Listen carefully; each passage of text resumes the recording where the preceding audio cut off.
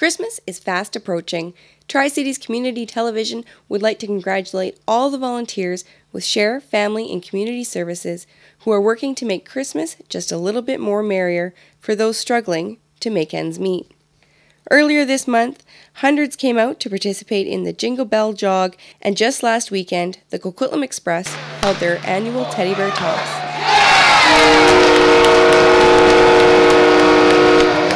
If you are not able to make a financial donation or a donation of food, perhaps you have time that you can contribute. Last weekend, Premier Christy Clark was able to donate some of her time to pack food hampers at the Port Moody Food Bank. I caught up with her to chat about Share's commitment to the community and some local politics. So, of course, it was great to see you here at Share. It's that time of year. People are thinking ahead and trying to plan for a very sometimes stressful time.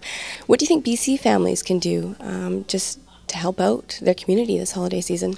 Well, Share is a great example of an organization that pulls together community. I mean, this is a community, as Heather Scott says, a community response to a community need. So it's really, it's easy for people to get engaged at Share.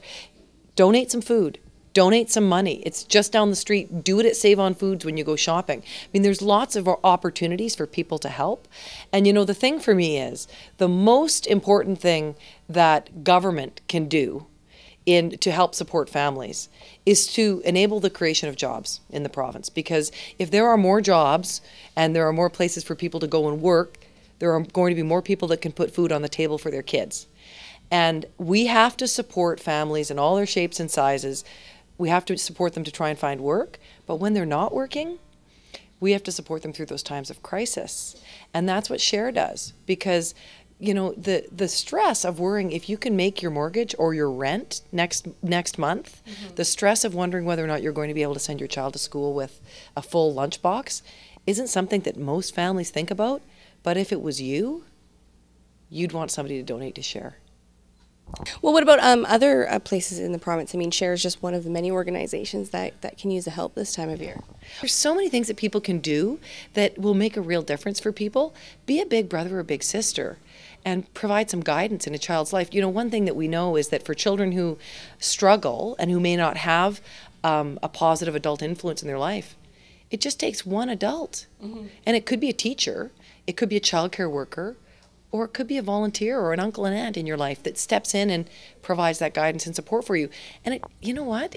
I mean, the amazing thing is, and the people at Share all know this, is that the more you give, the better you feel. It's not how much you get that makes you feel good, it's how much you give. So if people are really sitting around at Christmas and thinking, wow, how do I make this a great Christmas so I feel really good?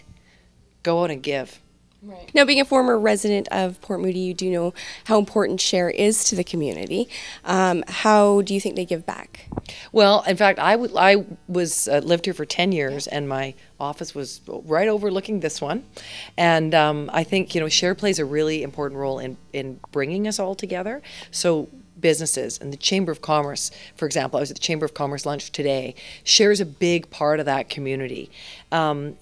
Connecting with other nonprofits and childcare centers in the community. Share ties all that together. So this is a really important, it's a central hub in the web in the community here, where people who want to give and people who need to find someone to give can connect. And you know, it's hard to imagine now this community functioning without Share in it, because it's just become such a central part of everybody's life here, and it makes such a difference. And you know, the thing is representing this community and living here, I used to have a lot of people who would say to me, oh, there are, you know, Port Moody must be so easy to represent. There are no problems out in the Tri-Cities. Everybody's working. You know what? That's actually not true. There's a big unmet need here in this community, like there is in other communities. And for some families, just because you're working doesn't mean everything's working for you. So people here need support, need lots of support. And I think we all have to be really grateful for the work that Share does. And you know, the thing I always remind people is that government doesn't raise your families, and schools don't raise your families. parents raise families. So we need to find ways to support parents to do the best job that they can in raising kids and instilling character in them, making them great citizens, the kind of people you want to live next door to when they grow up. I mean, that's what parents do. And what SHARE does is it helps parents be the best that they can be and raise the best citizens that they can raise. Who could ask for more than that? Well, with this really tight economy, how are you and your party making BC a little more affordable? Well, what we're trying to do is we are trying to, through the BC Jobs Plan, defend the jobs that we have and enable the creation of new ones as much as we possibly can, because we're a safe harbor for investment. I mean, 10 years of managing the economy very carefully have meant that we are one of the very few places left in North America where it's safe to make an investment. Mm-hmm. And the thing is investors who want to invest in our province are creating jobs. So we need to be out there selling British Columbia's benefits to the world, inviting investment in, and enabling them to create jobs in our province. There aren't very many jurisdictions in North America where investors want to be. We are one of them. So we need to preserve ourselves as a safe harbor. If we can do that, I think we can enable the creation of more jobs for people. And that means that more families are working, and that means that they'll be giving to SHARE rather than relying on SHARE for support. Right now in the Tri-Cities, there's a number of issues. Another one being Ian Black has moved on. Can you give us a bit of a clue of who might be replacing him? I don't know the answer to that yet. There's been a fair amount of interest from people interested in running, and many of them, highly qualified folks. So we'll see what happens with that. I hope that Port Moody decides that they want to make sure that the community is represented by the BC Liberals and by my government, because we've delivered the Evergreen line. It was a difficult thing to do, but the Evergreen line is finally coming. Mm-hmm. And I mean, we're really proud of that. I think that's going to make a big change in the community.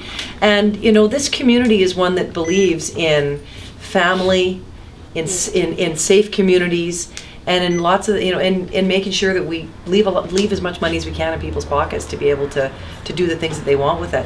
That's what Port Moody believes in. I know that because I'm from Port Moody, and that's what my government believes in too. Going on to our former mayor here of Port Moody, Joe Translini, he's left the fold and joined NDP. What are your thoughts on what's happened there? I was disappointed about that, because the thing is about Joe is he was talking to both the NDP and the BC Liberals about running to try and make a deal with one of the two parties. And I don't think most people, would do that. I think that if you have a belief and you believe in something, you wouldn't see yourself, oh, well, I'm going to run for this party or I'm going to run for that party. Most of us don't do that because our parties are very different.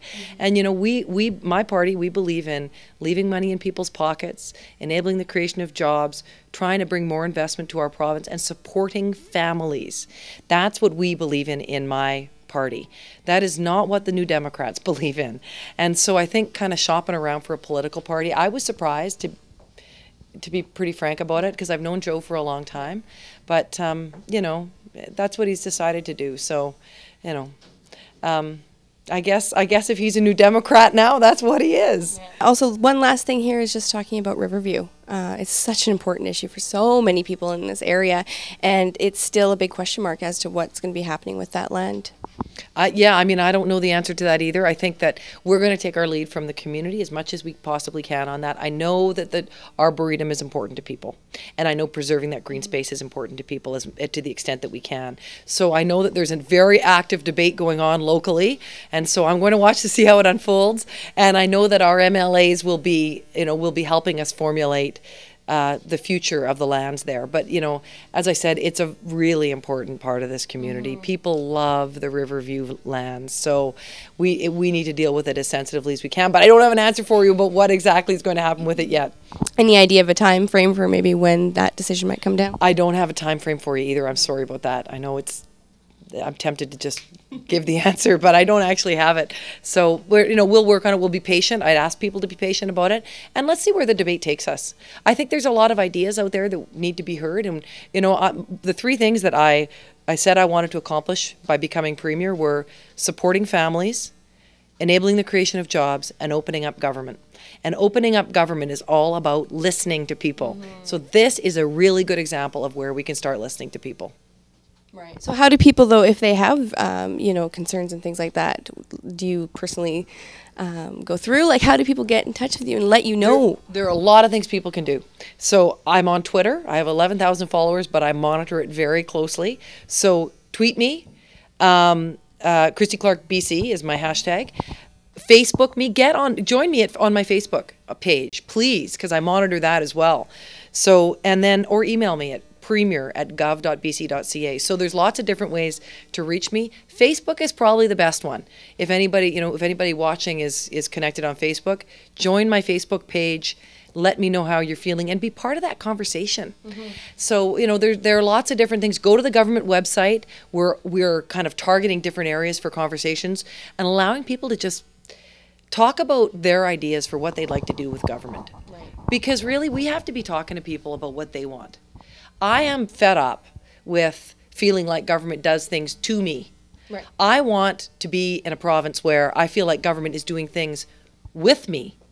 And I think that's a big shift we have to make. You can't make it if you're not listening to people. So we have to engage and we have to go out and find people's ideas, make sure people know how they can get us their ideas, and then we have to genuinely listen to them. We have to say, you know what, I don't think that's a good idea, we're not doing it. Or say, hey, you know what, maybe we can do something with that. Or put it out there and say, here's an idea. Kimberly's got an idea. How would you improve it? Mm-hmm. That's the kind of government I think people want, because we're all sick of government doing stuff to us. And, I've had enough of it. I think everybody else had enough of it too. Well, thank you so very much. It was a pleasure to meet you.